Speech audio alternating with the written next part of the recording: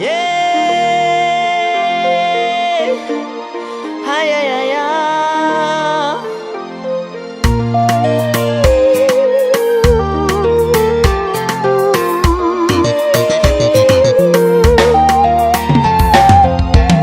Anyize mama, isi hulu tengat ya kumarin.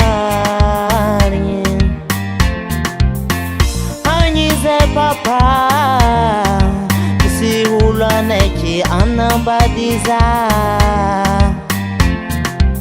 Tidia sora sara luar, nasar kiza anabadizi.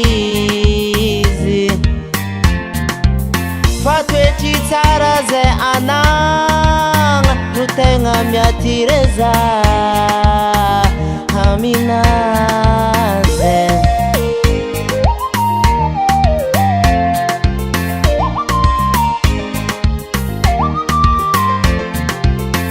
Fyanga vyaku amnara hure marin, asta benyi zero myar, fama pizza lisen. Ranga taku amnaro fong hameza joru tsara zerwe basam chantu kantanuna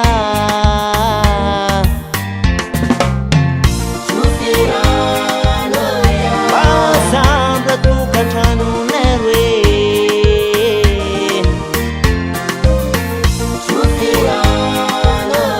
basar fena nerwe.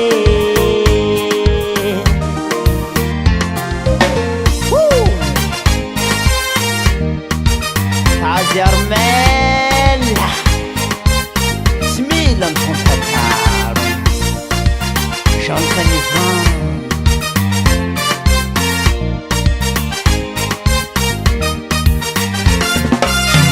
Zama tuksi mangateng, via vize kotunga na tichanakam. Eku sarti wisirampanga. Nawe ampia Satia izi hulu chut Sadi sarafanga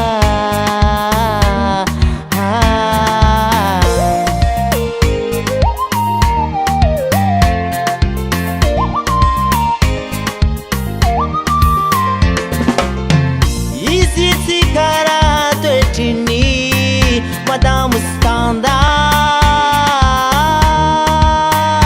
de la santé. Faizi ulu social chad serie hazalai.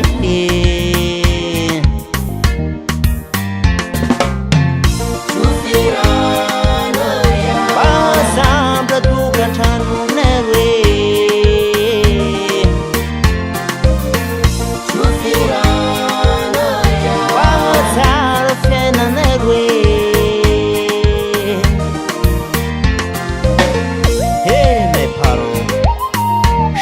Calme, parce que mon épouse est une femme sociable et chérie. Elle peut s'adapter à tout ce qui est passé. Fais-moi confiance.